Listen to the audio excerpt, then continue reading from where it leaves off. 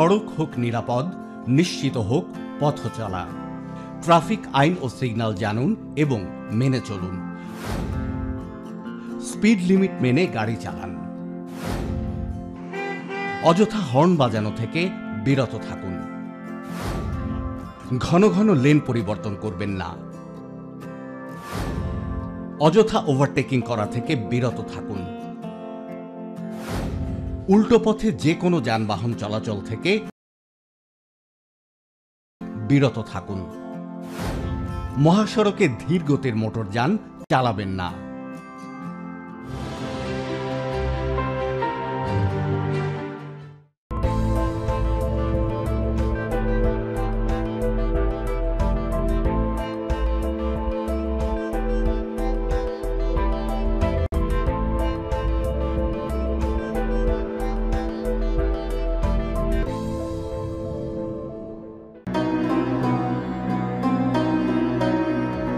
শুরু করছি আপনাদের প্রিয় অনুষ্ঠান আলোকিত প্রতিদিন।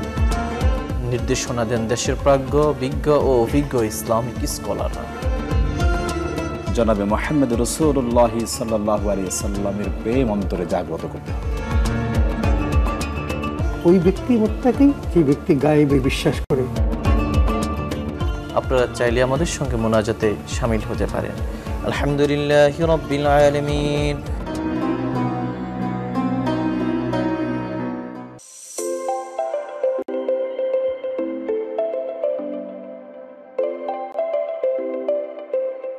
আবাসন খাতে পছন্দের শীর্ষে বসুন্ধরা হাউজিং। এই হাউজিং এর উল্লেখযোগ্য প্রজেক্ট হল বসুন্ধরা আবাসিক প্রকল্প। রাজুক অনুমোদিত বাংলাদেশের সর্বপ্রথম ও সর্ববৃহৎ এই প্রকল্পেই হতে পারে আপনার সেরা বিনিয়োগ।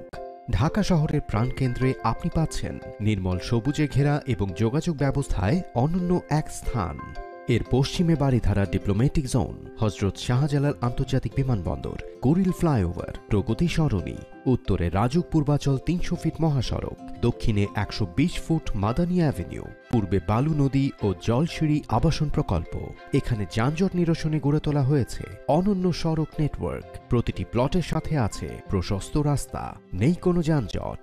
বসুন্ধরা আবাসিক প্রকল্পের উল্লেখযোগ্য সড়কগুলো হল: জি থেকে ই ব্লকের সাথে আছে ১০০ ফুট প্রশস্ত সড়ক, ডি, এফ ও জি ব্লকের সাথে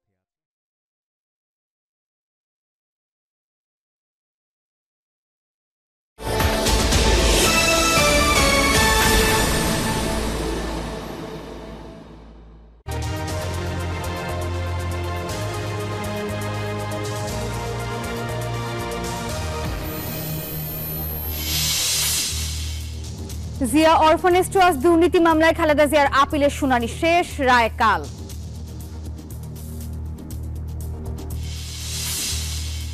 আইন ও অস্ত্রনীতি ভঙ্গ করেছে পুলিশ, মত সংস্কার কমিশনের। প্রাণঘাতী অস্ত্র ব্যবহার সীমিত ও প্রশিক্ষণ ব্যবস্থা ঢেলে সাজানোর সুপারিশ। করোনার মতো নয় এইচএমপিভি, নেই মহামারীর শঙ্কাও। আতঙ্কিত না হয়ে পরামর্শ মেনে চলার আহ্বান স্বাস্থ্য বিভাগের।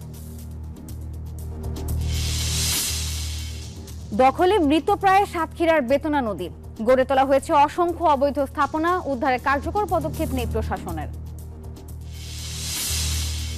কুড়িগ্রামের সবুজ মাঠে হলুদ হাসি, সরিষার ফলনে বন্যায় বোরো ধানের ক্ষতি কাটিয়ে ওঠার আশা, প্রণোদনা ও প্রশিক্ষণ দিচ্ছে কৃষি বিভাগ। গাজায় ইসরায়েলের বর্বর হত্যাযজ্ঞ চলছে, ২৪ ঘন্টায় আরো ৩৩ ফিলিস্তিনিকে হত্যা, চূড়ান্ত হচ্ছে গাজা যুদ্ধবিরতি চুক্তি। এবং টানা ৭ জয়ে সবার আগে বিপিএল এর প্লে অফ নিশ্চিত করল রংপুর, সিলেটকে হারিয়ে টেবিলের ২ নম্বরে চিটাগং।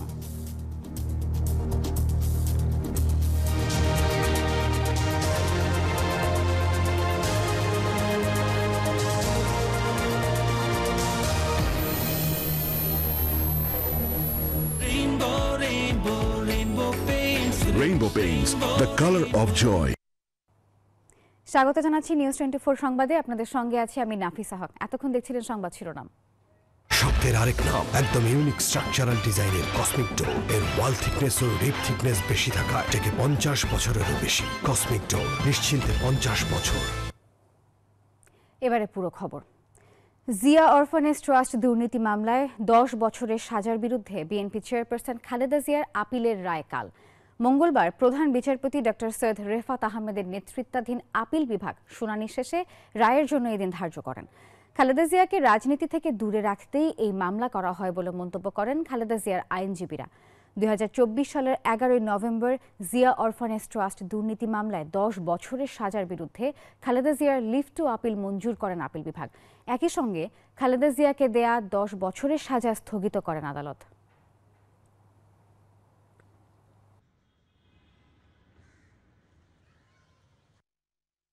আগামীকালকে যেহেতু এই মামলার রায়ের দিন ধার্য হয়েছে, আমরা আশা করি দেশের সর্বোচ্চ আদালত থেকে আমরা ন্যায় বিচার পাব এবং তিনি সহ অন্যান্যরা খালাস পাবেন। আউট অফ পলিটিক্যাল গ্রাজ, ব্যক্তিগত জিঘাংসা, রাজনৈতিক প্রতিহিংসার কারণে মামলা দায়ের করা হয়েছিল। এই যে আমার ব্যাংক আরএফএল গ্যাস স্টোভ, এর সায়েন্টিফিক নজল আর ব্রাশ বার্নার তাপকে সমানভাবে ছড়িয়ে খরচ বাঁচায় 25%। আরএফএল গ্যাস স্টোভ নিরাপদ ও গ্যাস সাশ্রয়ী। 304 ফুড গ্রেড স্টেইনলেস স্টিলে তৈরি, যা নিশ্চিত করে জংবিহীন সিঙ্কের আজীবন নিশ্চয়তা। আরএফএল কিচেন সিঙ্ক, স্বাস্থ্যকর কিচেনের চিরস্থায়ী সমাধান।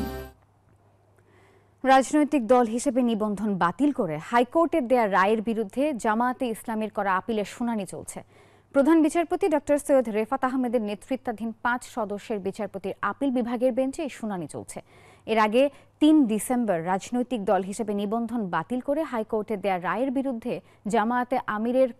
জামায়াতে ইসলামীর করা আপিলের শুনানি শুরু হয়।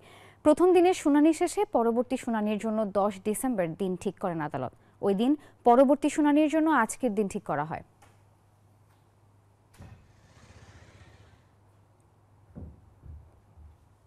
দর্শক, যেমনটি বলছিলাম, জিয়া অরফানেজ ট্রাস্ট দুর্নীতি মামলা ও জামায়াতে নিবন্ধন ফিরে পেতে আপিলের শুনানি চলছে।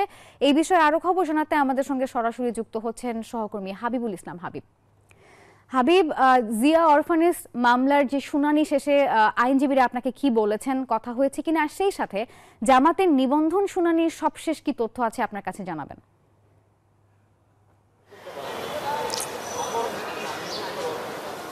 নাফিসা, আপনাকে ধন্যবাদ। এই মুহূর্তে জামাতের নিবন্ধন বাতিলের যে রায় হাইকোর্টের, সে রায়ের বিরুদ্ধে আপিল শুনানিটি শুরু হয়েছে। কিছুক্ষণ আগে শুনানি শুরু হয়েছে। মূলত আজকে জামাতের আইনজীবীদের যে বক্তব্য সেটি কিন্তু আগে শেষ হয়েছে। আজকে নির্বাচন কমিশনের পক্ষ থেকে আদালত শুনতে চেয়েছিলেন, তো নির্বাচন কমিশনের পক্ষে আইনজীবী এই বিষয়টি নিয়ে শুনানি করছেন। মূলত যে বিষয়টি হয়েছে যে নির্বাচন কমিশন আসলে জামাতের নিবন্ধন বাতিল করার আগেই এই রিটটি দায়ের করেছিল একজন ব্যক্তি রাজনৈতিক দলের পক্ষ থেকে।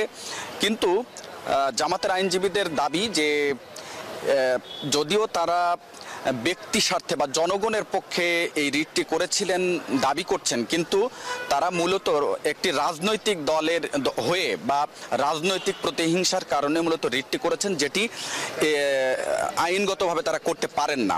আর তারা বলছেন যে যেহেতু নির্বাচন কমিশন কোনো সিদ্ধান্ত আগে থেকে নেয়নি যে জামাতের নিবন্ধন থাকবে কি থাকবে না, যেহেতু এটি এই মামলার রায়ের ফলে নির্বাচন কমিশনে নিবন্ধনটি বাতিল করেছিলেন, তো সেই এখতিয়ার নির্বাচন কমিশনের আছে কিনা সেই বিষয়টি নিয়ে মূলত এখন ডিবেট হচ্ছে।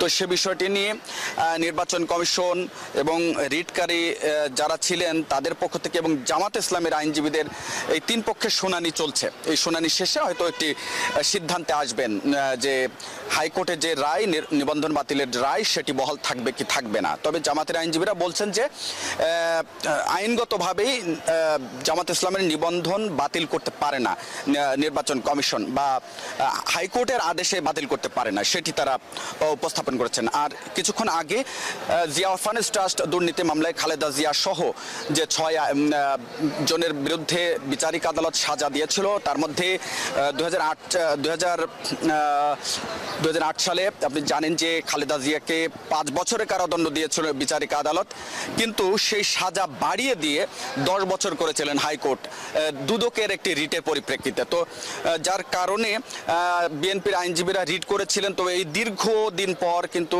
এই চতুর্থ দিনের শুনানি আজকে শেষ হয়েছে। আগামীকাল রায়ের জন্য রেখেছেন আদালত। সেখানে বিএনপির আইনজীবীরা বলছেন যে কুয়েত সরকার যে টাকাটি জিয়ার নামে, জিয়াকে ভালোবেসে টাকা দিয়েছিলেন বাংলাদেশকে এবং একটি অরফানেজ ট্রাস্টের নামে, কিন্তু সেই টাকাটা কিভাবে অন্য অ্যাকাউন্টে ট্রান্সফার হলো সেই বিষয়টি নিয়ে ব্যাখ্যা করেছেন এবং সেটি অনেক বিস্তর আলোচনা হয়েছে। তার পিছনে স্পষ্ট যে চুরির অর্থাৎ টাকা পাচারের যে অভিযোগটি ছিল সেটি কিন্তু হয়নি, সেটি বিএনপির আইনজীবীরা স্পষ্ট করে বলছেন। এবং খালেদা জিয়ার এই টাকা পাচারের ব্যাপারে কোনো ধরনের অভিযোগ প্রমাণ করতে পারেনি দুদক এবং রাষ্ট্রপক্ষ, যার কারণে তিনি খালাস পাবেন এবং এই মামলাটির কোনো ভ্যালিডিটি থাকে না বলে তারা দাবি করেছেন। তো আগামীকাল রায়ের ফলে রায়ের মধ্য দিয়ে এই মামলা টিকবে কি টিকবে না, বা খালেদা জিয়ার এই সাজা বহাল থাকবে কি থাকবে না, সেটি স্পষ্ট হবে আগামীকাল। তো এই ছিল নাফিসা আমার কাছে জিয়া অরফানেজ ট্রাস্ট দুর্নীতি মামলা এবং জামাত ইসলামের নিবন্ধন বাতিলের বিষয়ে যে আপিল শুনানির সবশেষ। হাবিব, ধন্যবাদ আপনাকে। বিজলি কেবলস যে কোনো স্থাপনার বৈদ্যুতিক সংযোগকে রাখে নিরাপদ। এর স্কিন কোটেড ইনসুলেশন সম্পূর্ণ ফায়ার রিটার্ডেন্ট, তাই বিজলি কেবলস নিজেই নিজেকে নেভায়। বিজলি কেবলস, নিরাপদ আজীবন। দর্শক, গুলশানে বিএনপি চেয়ারপারসনের কার্যালয়ে কথা বলছেন দলটির মহাসচিব মির্জা ফখরুল ইসলাম আলমগীর। আমরা সরাসরি চলে যাচ্ছি সেখানে। এক-দুই বছর বেশি সময় লাগার কথা না, সবই তো তৈরি আছে এবং নির্বাচন কমিশন বলেছে যে আমরা রেডি, নির্বাচন করার জন্য আমরা তৈরি আছি এবং তারা জাতীয় সংসদ নির্বাচন করার জন্যই তৈরি আছে এবং তারা পরিষ্কার করে বলে দিয়েছে যে দুটো নির্বাচন একসাথে সম্ভব না। সুতরাং এটা আজকে জাতির স্বার্থে আমাদের মাঝে মাঝে আমি নিজে অবাক হই, আমরা অবাক হই আর কি, যে এরকম একটা ক্রিটিক্যাল মোমেন্টে জাতীয় সংসদ নির্বাচন ছাড়া অন্য নির্বাচন করার চিন্তাটা আসে থেকে। নির্বাচন পেছানোর চিন্তাটাই আসে থেকে, কারণ এটা তো আপনার একদম প্রথম ব্যাপার। আপনি দেশকে যদি লাইনের উপর ঠিক তুলতে চান, সংস্কার তো আছে, সংস্কার চলমান প্রক্রিয়া। আমরা এই সংস্কারের সবচেয়ে বড় আপনার তৈরি করেছি, আমরাই আগে দিয়েছি। ঠিক কবে 2016-তে আমরা আপনার ভিশন দিয়েছি, আমরা 22 সালে আপনার 31 দফা দিয়েছি। প্রতিটি আপনার দফার মধ্যে তো সংস্কার, আর সরকার চলমান প্রক্রিয়া। আমরা এটা সবচেয়ে বেশি সংস্কার করেছি।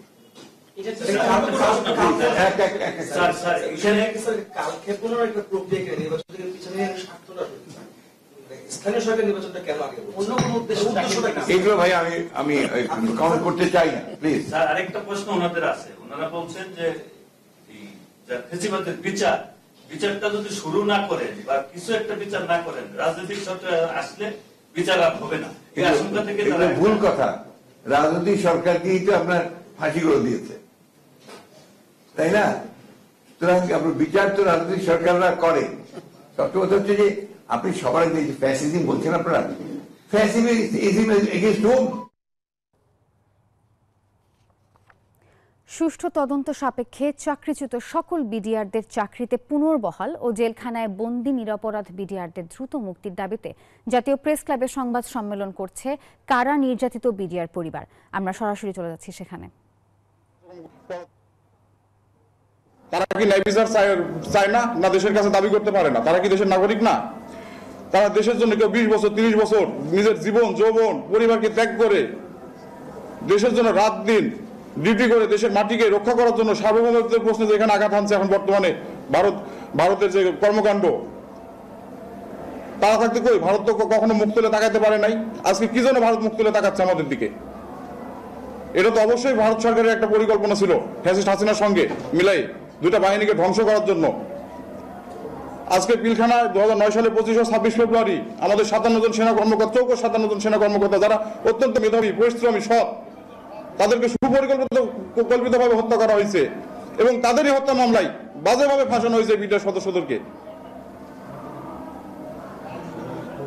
যাই হোক, আপনাদের কাছে আপনাদের মাধ্যমে দেশবাসী ও তদন্ত কমিশন প্লাস বর্তমান আমাদের ছাত্র জনতার রক্তের উপরে দাঁড়িয়ে যে সরকার আছে তাদের কাছে একটাই অনুরোধ রাখতে চাই, আপনাদের প্রজ্ঞাপনে উল্লেখিত যে ধারাগুলো আছে, 19 নম্বর ধারাতে আছে এবং দ্বিতীয় অনুচ্ছেদে যেটা আছে যে দুটি মামলায় অভিযুক্ত রুজুকৃত ব্যক্তিবর্গ ব্যতীত, এই ব্যতীত শব্দটি নাম্বার শব্দটি কার্যপরিধি যে নাম্বার পয়েন্টটা আছে এটা আপনারা উঠাই নিয়ে রাজনৈতিক কিংবা ঊর্ধ্বতন কর্তৃপক্ষের বেআইনি নির্দেশ মানতে বাধ্য নয় পুলিশ। তবে জুলাই আগস্টের অভ্যুত্থানে অস্ত্র ব্যবহারের ক্ষেত্রে সেই নীতির কোনো তোয়াক্কাই করেনি বাহিনীটির সদস্যরা। পুলিশ যেসব অস্ত্র ব্যবহার করে সেসব নিয়েও আছে বিস্তর বিতর্ক। নতুন বাস্তবতায় এসব ক্ষেত্রে পরিবর্তন চায় পুলিশ সংস্কার কমিশন। প্রাণঘাতী অস্ত্রের ব্যবহার সীমিত করার পাশাপাশি প্রশিক্ষণ ব্যবস্থাও ঢেলে সাজানোর সুপারিশ করা হচ্ছে। বিস্তারিত মাসুদা লাবনীর প্রতিবেদনে। পুলিশ বাহিনীর সদস্যদের হাতে প্রাণঘাতী অস্ত্র রাখা ঠিক কি ঠিক নয় তা নিয়ে চলছে আলোচনা। অনেকে পরামর্শ দিচ্ছেন প্রাণঘাতী অস্ত্র আর নয়, কারণ আন্দোলন সংগ্রাম সহ বিভিন্ন ঘটনায় এর মাত্রাতিরিক্ত ব্যবহার প্রাণ কেড়েছে বহু মানুষের। জুলাই আগস্ট আন্দোলনেও দেখা গেছে সেই চিত্র। তবে প্রাণঘাতী অস্ত্র কি একেবারেই থাকবে না পুলিশ সদস্যদের হাতে? সংশ্লিষ্টরা বলছেন এমন পরামর্শ বাস্তবসম্মত নয়। বলা হচ্ছে যেসব অস্ত্র কম পাল্লার সেগুলো থাকতে পারে পুলিশ সদস্যদের হাতে, যেমন 9mm পিস্তল। এই অস্ত্রের ইফেক্টিভ রেঞ্জ বা কার্যকর সীমা 50 মিটারের মতো। আরেকটি পিস্তল রয়েছে 7.62 mm, এর কার্যকর সীমা 300 মিটার, অর্থাৎ এই পিস্তল বাদ দেয়া যেতে পারে। শটগানের লেড প্যালেট বা সীসার তৈরি ছোট গুলির ব্যবহার নিষিদ্ধের কথাও ভাবা হচ্ছে। এ ধরনের গুলি পরিচিত ছররা গুলি নামে, যেগুলি শরীরের ভেতর থেকে যেতে পারে বছরের পর বছর। সংস্কার কমিশন মনে করছে এটা অনেক বেশি অমানবিক। আবার পুলিশের যে প্রশিক্ষণ ব্যবস্থা তাতেও আনতে হবে পরিবর্তন। অস্ত্র ব্যবহারের ক্ষেত্রে জাতিসংঘের নীতিমালা অনুসরণ করা হবে অনেকটাই। ইউএনএ যে আমরা পিস কিপিং মিশনে যে আমাদের এখানে যে লোকজন যায়, তারা কিন্তু ওখানে ওদের একটা আইন আছে, সেই আইন অনুযায়ী আমাদের পুলিশ কর্মকর্তাদেরকে ওইটাকে মেনে তাদের কার্যক্রম করতে হয়। আমরা ওইটাকে একটু আমাদের দেশে রেপ্লিকেট করার চিন্তা করছি, সো দ্যাট পুলিশ যা কিছু করতে পারবে না। রাজনৈতিক বা ঊর্ধ্বতন কর্তৃপক্ষের বেআইনি আদেশ মানতে বাধ্য নয় আইন শৃঙ্খলা বাহিনী, কিন্তু তার ব্যত্যয় ঘটেছে হরহামেশাই। ঊর্ধ্বতন কর্তৃপক্ষের আইনসঙ্গত আদেশ মানতে বাধ্য, বেআইনি নয়। লেথাল ওয়েপন ইউজের ব্যাপারে আমরা আরো আমাদের কিছু প্রস্তাবনা আছে। তো পুলিশের সবচেয়ে কম শক্তি প্রয়োগ করে আপনাকে সিচুয়েশন কন্ট্রোল করার কথা নির্দেশনায় আছে। বিশৃঙ্খলা নিয়ন্ত্রণে কয়েকটি স্তরে অগ্রসর হতে পারে আইন শৃঙ্খলা বাহিনী। শুরুতেই আলাপ আলোচনা, এরপর সতর্ককরণ বা লাঠি প্রদর্শন, এতে কাজ না হলে লাঠিচার্জ, এরপর জল কামান, কাঁদানে গ্যাস কিংবা টিয়ার গ্যাসের ব্যবহার করা যেতে পারে।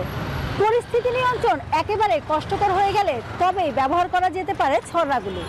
প্রাণঘাতী অস্ত্রের ব্যবহার করা না করার প্রশ্নে কি ভাবছে পুলিশ? পুলিশের যে অস্ত্রের যে প্রাধিকারের যে বিষয়টি রয়েছে এবং অস্ত্র ব্যবহার সংক্রান্ত যে বিষয়গুলো রয়েছে সেগুলো নিয়ে কিন্তু আমরা কাজ করছি এবং এটি চলমান রয়েছে এবং আমরা আশা করছি যে খুব শীঘ্রই একটি সমাধানে পৌঁছতে পারবো আমরা।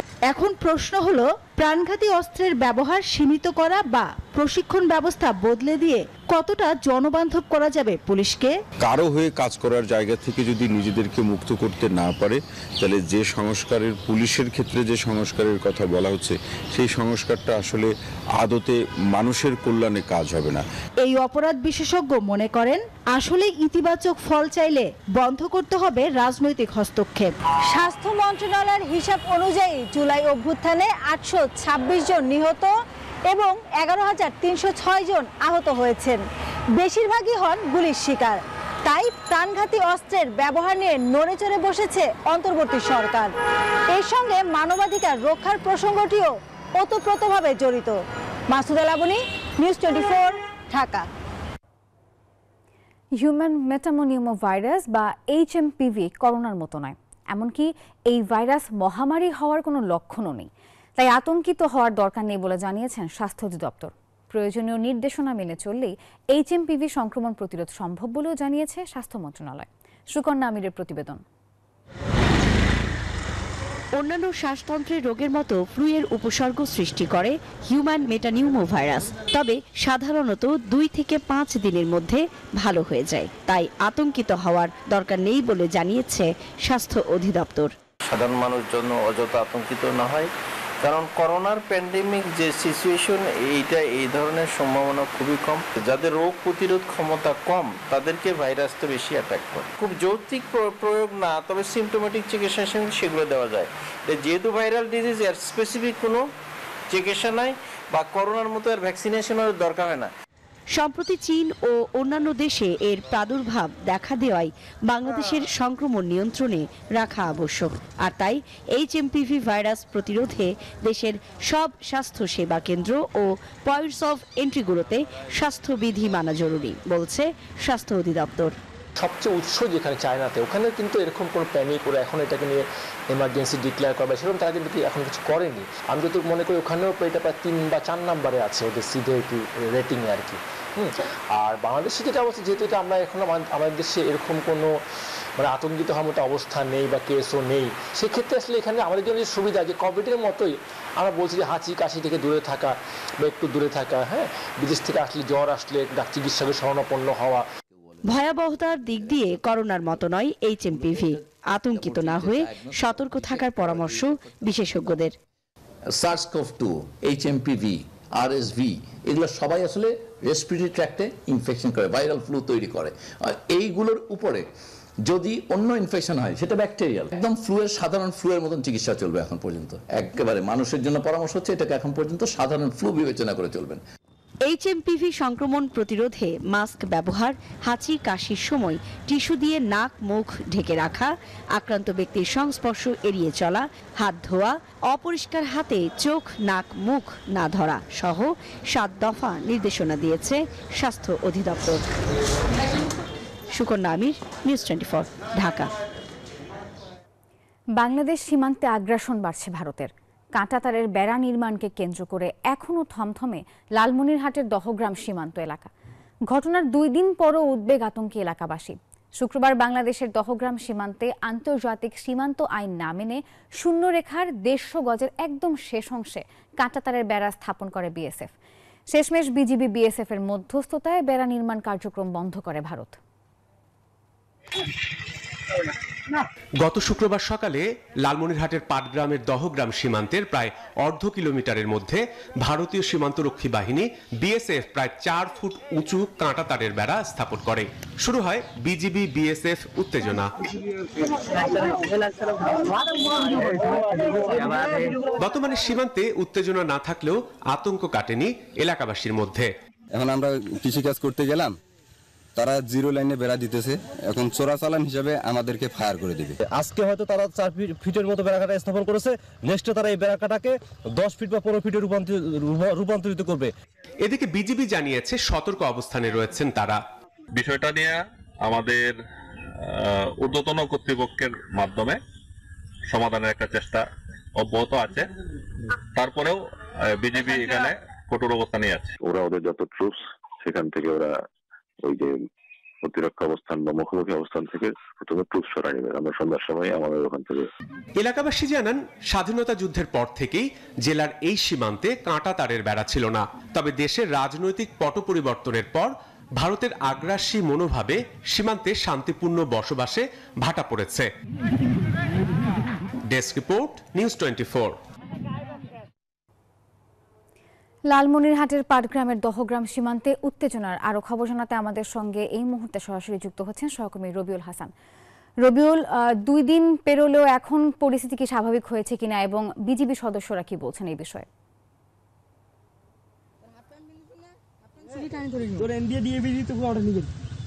ধন্যবাদ নাফিসা। আপনি যেমনটি বলছিলেন, গত 4 দিন আগে কিন্তু এই সীমান্তে এবং দহগ্রাম আঙ্গরপোতায় এই সীমান্তে কিন্তু উত্তেজনা ছিল BGB BSF এর মধ্যে। BGBর পক্ষ থেকে ব্যাংকার খোলা ছিল এবং BSF এর পক্ষ থেকে কিন্তু ব্যাংকার খোলা ছিল। পাশাপাশি কিন্তু ভারত ইতিমধ্যে কিন্তু 1.5 কিলোমিটার রাস্তা, 1.5 কিলোমিটার কাঁটাতারে বেড়া নির্মাণ করছে। পাশাপাশি কিন্তু ভারতের কর্তৃপক্ষ বিশেষ লাইট ব্যবহার করে কিন্তু রাতে তারা কিন্তু এখানে আলোকিত করে তারা পাহারা দিচ্ছে এবং এবং আমরা কিছুক্ষণ আগে দেখেছি যে এই কাঁটাতারের বেড়া এবং অর্থাৎ জিরো লাইনে এসে ভারী অস্ত্র সজ্জিত হয়ে বিএসএফ কিন্তু পাহারা দিয়েছে। পাশাপাশি আমরা কিন্তু সকাল থেকে এই বর্ডারে কিন্তু কোনো প্রকার বিজিবির কিন্তু দেখা মেলেনি, কিন্তু এখানকার মানুষের দাবি যে বিজিবির টহলদার যদি বেশি করা হয়, জোরদার করা হয়, তাহলে কিন্তু তারা আতঙ্কে কম থাকবে এবং তারপরে কিন্তু তারা আতঙ্ক রয়েছে। এই কাঁটাতারের বেড়া যতক্ষণ পর্যন্ত সমাধান না হয় ততক্ষণ পর্যন্ত এখানকার মানুষ আতঙ্কিত রয়েছে। এই ছিল আমার কাছে সর্বশেষ। ফিরে যাচ্ছি নাফিসার কাছে। রবিউল, ধন্যবাদ আপনাকে। লন্ডন ক্লিনিকে চিকিৎসাধীন বিএনপি চেয়ারপারসন বেগম খালেদা জিয়ার শারীরিক অবস্থার উন্নতি হচ্ছে, এমনকি কিছুটা হাঁটতেও পারছেন তিনি। এমন তথ্য জানিয়েছেন তার ব্যক্তিগত চিকিৎসক। জানান, বেগম জিয়া নিজের সুস্থতার জন্য দেশবাসীর দোয়া চেয়েছেন। এদিকে লন্ডন ক্লিনিকের সামনে আজও ভিড় করেছেন প্রবাসী বিএনপির নেতাকর্মীরা। যুক্তরাজ্য থেকে খালেদ মাসুদ রনির পাঠানো তথ্য ছবিতে দেখুন ডেস্ক রিপোর্ট। যুক্তরাজ্যের লন্ডন ক্লিনিকে ভর্তির পর বেগম খালেদা জিয়ার স্বাস্থ্যের আশাব্যঞ্জক উন্নতি হয়েছে। চিকিৎসা শুরুর পর হালকা হাঁটাহাঁটিও করছেন বিএনপি চেয়ারপারসন। এছাড়াও পরিবারকে পাশে পেয়ে বেশ উৎফুল্ল তিনি, এমন তথ্য জানান বেগম জিয়ার ব্যক্তিগত চিকিৎসক। আত্মীয়রা যাদেরকে পাওয়ার কারণে মানসিকভাবে উনি স্বাভাবিকভাবেই এই মানুষের নিকটজন যখন অসুস্থ অবস্থায় কাছে যায়, সুস্থ কিছুটা মানসিকভাবে প্রফুল্ল থাকেন, সেটা উনি আছেন। এমনকি তাকে দেখতে আসা নেতাকর্মীদের কাছ থেকে প্রতিনিয়ত দেশের খবরাখবরও নিচ্ছেন সাবেক প্রধানমন্ত্রী। প্রতিদিনের মতো খাবার নিয়ে আসেন পুত্রবধূ ডক্টর জুবাইদা রহমান, তবে ছিলেন না ছেলে তারেক রহমান। দেশে বিদেশে সবাইকে আমরা মিলাদ মহফিল এবং দোয়া করে ম্যাডামের জন্য দোয়া করার জন্য যুক্তরাজ্য বিএনপি এবং ওয়ার্ল্ডের বিভিন্ন দেশের বিএনপি পরিবারের কাছে আমাদের আহ্বান থাকলো। এদিকে প্রচন্ড ঠান্ডা উপেক্ষা করে লন্ডন ক্লিনিকের সামনে ভিড় করেন প্রবাসী বিএনপির নেতাকর্মীরা। শারীরিক অবস্থার উন্নতির পথে এবং মানসিকভাবে তিনি বেশ উৎফুল্ল রয়েছেন। যা শুনলাম ডাক্তার সাহেবের কাছে, উনি সুস্থ, আস্তে আস্তে রিকভারিং ভেরি ওয়েল। গেল 8 জানুয়ারি লন্ডন ক্লিনিকে ভর্তি করানো হয় বিএনপি চেয়ারপারসনকে। Desk report, news 24। সংবাদে নিচ্ছি একটি বিরতির সঙ্গে থাকুন।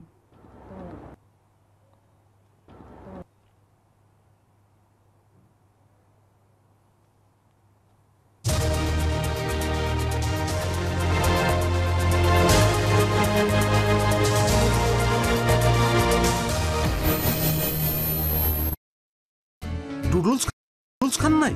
তাহলে তো নুডলসই খান নাই। নুডলস খান নাই তো নুডলসই খান নাই।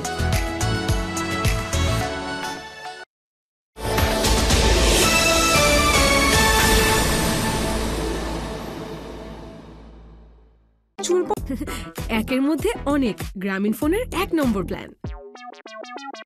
ঠান্ডা কিছু খেলে অনেকেই তীব্র দাঁত শীর্ষের সমস্যা বোধ করেন। সঠিক সময়ে ব্যবস্থা না নিলে এই শীর্ষের সমস্যা নিজে থেকে চলে যাবে না। তাই প্রতিদিনের সুরক্ষায় আমি রেকমেন্ড করি সেন্সোডাইন। এর সায়েন্টিফিক ফর্মুলা দাঁত শীর্ষের সমস্যায় বেশ কার্যকরী।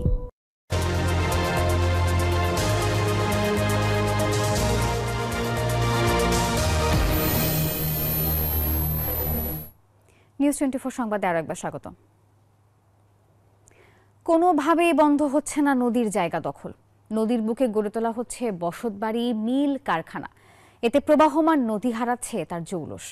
মরা নদী থেকে শুষ্ক মৌসুমে সেচ দিতে পারেন না কৃষক। আর নদী শাসনের ফলে পরিবেশেরও ঘটছে বিপর্যয়।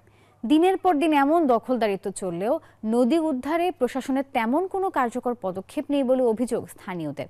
যদিও প্রশাসনের পক্ষ থেকে এই বিষয়ে বলা হচ্ছে অবৈধ স্থাপনা উচ্ছেদে কাজ করছে তারা। মনিরুল ইসলাম মনির তথ্য চিত্র দেখুন ডেস্ক রিপোর্ট। সাতক্ষীরার বেতনা নদীর জায়গা দখল করে দীর্ঘদিন ধরে গড়ে উঠেছে বসতবাড়ি, বড় বড় দালান কোঠা, নদীর কোল ঘেঁষে মিল, কারখানা, ফ্যাক্টরি। প্রশাসনের উচ্ছেদ অভিযান না থাকায় এবার বিনেরপোতা ব্রিজের পাশে পানি উন্নয়ন বোর্ডের জমি ও নদীর চরভরাটিয়ায় প্রায় 4 একর জমির উপর গড়ে তোলা হচ্ছে 50 কোটি টাকা ব্যয়ে কয়েকটি কারখানা। বেতনা নদীতে সীমানা প্রাচীর দিয়ে পানি প্রবাহ বন্ধ করা হয়েছে। গড়ে তোলা হয়েছে কয়েকটি বহুতল ভবন, এতে ব্যাহত হচ্ছে জোয়ার ভাটা। বড় লোকেরা এসে দখল করে নিয়ে বসে আছে। এখানে বড় নদী ছিল, হঠাৎ করে এখানে এই যে ফ্যাক্টরি করেছে, 2-3 তলা বিল্ডিং করেছে। কারখানার কর্মযজ্ঞে নদীর পাশের খালগুলো বন্ধ হয়ে যায়। বর্ষা মৌসুমে সৃষ্টি হয় জলাবদ্ধতা, আবার শুষ্ক মৌসুমে পানি স্বল্পতা দেখা দেয়, সেচ দিতে পারেন না কৃষক। দখল করে এখন নদী নালা সব বুঝে গেছে, যার জন্য আমরা পানি সারে না বলে আমরা মাঠে ফসল করতে পারিনি। এদিকে ওই প্রতিষ্ঠানটির কর্তৃপক্ষের দাবি, পানি উন্নয়ন বোর্ডের অল্প কিছু জমি থাকলেও বেশিরভাগ জায়গায় তাদের নিজেদের। আরএস মালিক হয়েছি আমরা 2 একর 74 শতাংশ জায়গা। এখানে পানি উন্নয়ন বোর্ড কর্তৃক আমাদের 40 শতক জায়গা একর করে নিয়েছেন। এখন আমরা যতটুকু জায়গা আছে ওর উপরেই আমরা একটা কারখানা করতেছি। জেলা প্রশাসক বলছেন, অবৈধ স্থাপনা উচ্ছেদে জিরো টলারেন্স নীতি রয়েছে সরকারের। ডিসি রেভিনিউকে নির্দেশনা দিয়েছি, আমাদের যে সদর প্রেসিডেন্ট তাকে পাঠিয়ে এটা বৈধ বা অবৈধ কিনা সেটা যাচাই করে আমরা অবৈধ পাই অবশ্যই আমরা ব্যবস্থা নেব। অচিরেই বেতনা নদী অবৈধ স্থাপনা মুক্ত হবে, বাঁচবে নদীর বহমানতা, আশা এলাকাবাসীর। Desk report, news 24। আমি এই চেয়ারে বসবো না। বাচ্চু ভাই, এই চেয়ারকে ভয় পেও না। ডেন্টিস্টের পরামর্শে নাও নতুন কোলগেট অ্যাক্টিভ সোল, যা দাঁতের সমস্যা শুরু হওয়া মাত্রই থামিয়ে দেয়। না থাকবে ব্যথা, না থাকবে ভয়। কুড়িগ্রাম সদর উপজেলার ভোগডাঙ্গা ইউনিয়নের ট্যাংরার ভিটা এলাকায় 200 বিঘা জমিতে এবারে সরিষা আবাদ করা হচ্ছে। বন্যায় এবার বোরো ধানের ক্ষতি হওয়ায় লাভজনক সরিষা চাষে ঝুঁকছেন কৃষকরা। হুমায়ুন কবির সূর্যর পাঠানো তথ্য ছবিতে দেখুন ডেস্ক রিপোর্ট। দিগন্ত জোড়া মাঠ, হিমেল বাতাসে দুলছে কৃষকের স্বপ্ন। অসময়ের বন্যায় বসতভিটা আর ফসলের জমির ক্ষতি কাটিয়ে উঠতে সরিষা আবাদ করছেন কুড়িগ্রামের কৃষক। ট্যাংরার ভিটা গ্রামে এবার 200 বিঘা জমিতে সরিষা আবাদ করছেন তারা।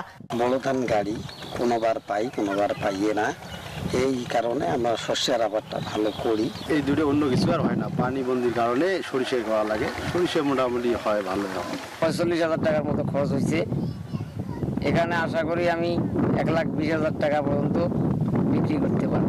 সরকারি প্রণোদনা ও পুনর্বাসন কর্মসূচির আওতায় 50 জন কৃষককে সহায়তা দেয় কৃষি বিভাগ। তাদের পাশাপাশি অন্যান্য কৃষকও সরিষা চাষে আগ্রহী হয়ে উঠছেন।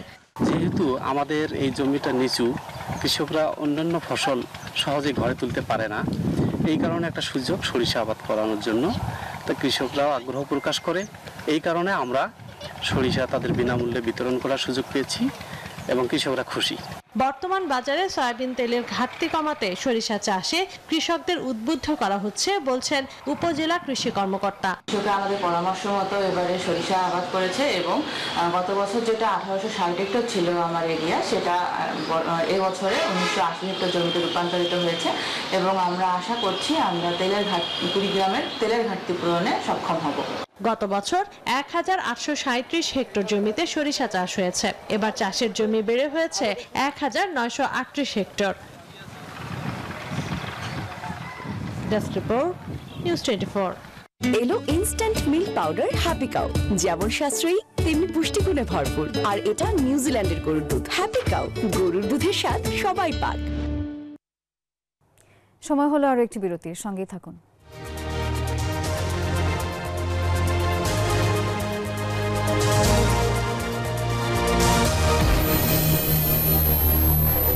নুডলস খান নাই? তাহলে তো নুডলসই খান নাই। নুডলস খান নাই তো নুডলসই খান নাই।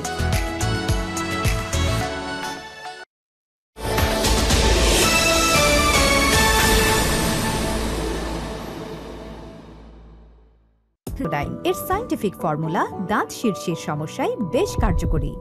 মা, বাসায় চল। রেগে আছো কেন? চুলগুলো তো নষ্ট করেছিস। সারপ্রাইজ!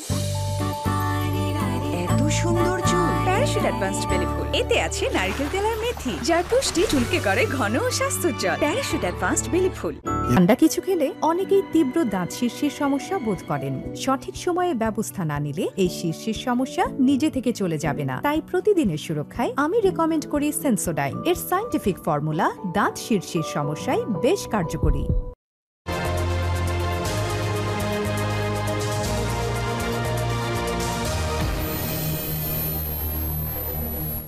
নিউজ 24 সংবাদে আরও একবার স্বাগত। এবারে জানিয়ে দেব আন্তর্জাতিক সংবাদ।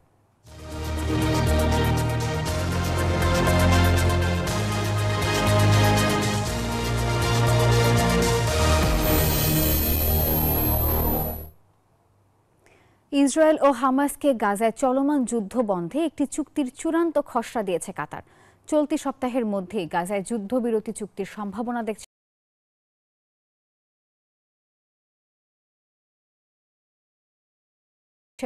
ইসরায়েলি অর্থমন্ত্রী। 15 মাস ধরে চলা যুদ্ধে ছিন্ন বিচ্ছিন্ন গাজা উপত্যকা। ইসরায়েলি ধ্বংসযজ্ঞে গাজাকে আর চেনার উপায় নেই।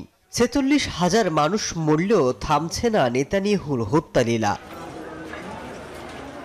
লেবাননে যুদ্ধবিরতি কার্যকর হওয়ার পর আন্তর্জাতিক দৃষ্টি এখন গাজার দিকে।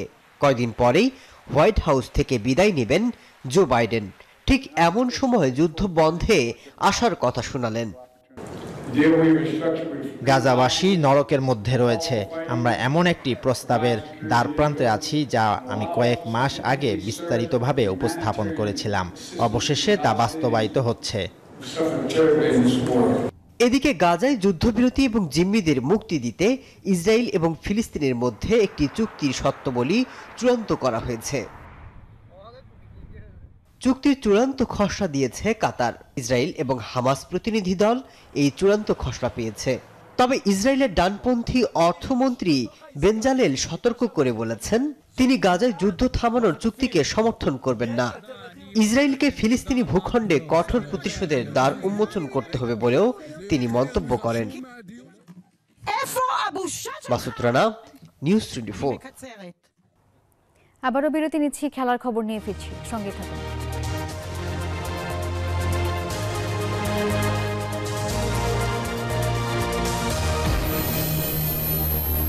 নুডলস খান নাই? তাহলে তো নুডলসই খান নাই। নুডলস খান নাই তো নুডলসই খান নাই।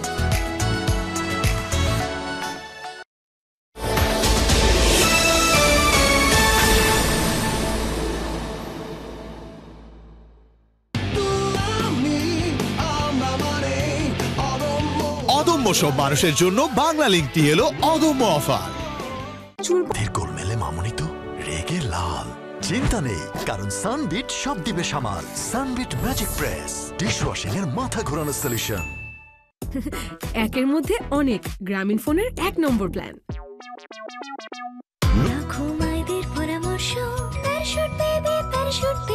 ত্বকের আর্দ্রতা বজায় রাখে 24 ঘন্টা পর্যন্ত।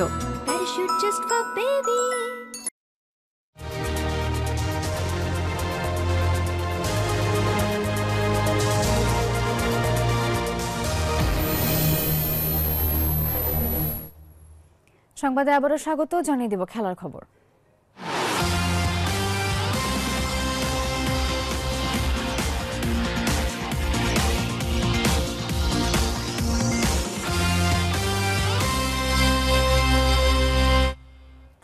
টানা 7 জয়ে বিপিএল এ সবার আগে প্লে অফে রংপুর রাইডার্স। সাইফুদ্দিনের শেষ ওভারের চোখ জুড়ানো বোলিংয়ে খুলনা টাইগার্সকে এদিন তারা হারিয়েছে 8 রানে। ঢাকার পর সিলেট পর্বেও অপরাজিত সোহান শেখ মাহিদিদের রংপুর। সিলেট থেকে শুভ দেবনাথের রিপোর্টে বিস্তারিত। রংপুর দলের সবাই যেন পারফর্মার, যখন যার প্রয়োজন তখনই সে জ্বলে উঠছেন। এদিন শেষ ওভারের নাটকীয়তায় বিজয়ের হাসিতে উজ্জ্বল উত্তরের দলটি। সেখানে খুলনার দরকার ছিল 12 রান। সাইফুদ্দিনের করা ওই ওভারে তারা তুলতে পেরেছিল মাত্র 3 রান, আর তাতেই বাজিমাত। এর আগে ডিউ ফ্যাক্টরের কথা মাথায় রেখে টস জিতে ব্যাটিং এ রংপুর। একাদশে ফিরে সুবিধা করতে পারেননি স্টিফেন টেইলার। সাইফ হাসানও ইনিংস বড় করতে ব্যর্থ। তৌফিক খান তুষার 120, স্ট্রাইক রেটে করেন 36। দুই পাকিস্তানি রিক্রুট খুশদিন ও ইফতেখার জুটি জমলো বেশ। এই পার্টনারশিপ আসে 57 বলে 115 রান, ইফতেখার সাজঘরে 43 রান। তবে এক প্রান্ত আগলে রাখা খুশদিলের 35 বলে 73 রানে 5 উইকেটে 186 রান তোলে রংপুর। 127 রানের টার্গেটে খেলতে নেমে ডারউইচ রসুলুই বিদায় নেয় শুরুতে। তারপর নাইম শেখ, ক্যাপ্টেন মিরাজের জুটি আস্তিং রানেটের সঙ্গে পাল্লা দিয়ে ঠিকই ব্যাট চালাতে থাকেন। মিরাজ সাজঘরে ব্যক্তিগত 39 রানে। For the third time, will this be taken? Naim শেখও অর্ধশতক হাঁকিয়ে বিদায় নেন, তবে আফিফ, মাহিদুল অঙ্কন, ইমরুল্লাহ হাল ধরতে পারেননি। সাইফ হাসান সরাসরি থ্রোতে নেওয়াজে রান আউট হলে ম্যাচ থেকে ছিটকে যায় খুলনা, আর টানা 7 জয়ে সবার আগে প্লে অফে রংপুর। Brilliant. ঢাকার পর সিলেটেও শতভাগ সফল রংপুর রাইডার্স। দলের যখনই যার প্রয়োজন তখনই সেই পারফর্ম করছেন। এদিনও সাইফুদ্দিনের শেষ ওভারের নাটকীয়তায় শেষ পর্যন্ত জয় পেল রাইডার্সরা, আর এই জয়ে সবার আগে প্লে অফ নিশ্চিত করলো উত্তরের দলটি। শুভদেবনাথ, নিউজ 24, সিলেট আন্তর্জাতিক স্টেডিয়াম, সিলেট। নিউজ 24 সংবাদের এখনকার আয়োজন এই পর্যন্ত। এতক্ষণ সঙ্গে থাকার জন্য ধন্যবাদ সবাইকে।